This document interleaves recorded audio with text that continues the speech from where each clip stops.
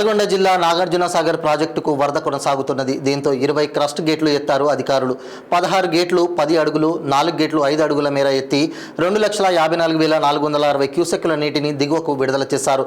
Project inflow 3,05,29 క్యూసెక్కులు కాగా total outflow 3,05,29 క్యూసెక్కులుగా ఉన్నది. Project పూర్తిస్థాయి నీటి మట్టం 590 అడుగులు కాగా ప్రస్తుత నీటి మట్టం 585.10 అడుగులుగా ఉంది.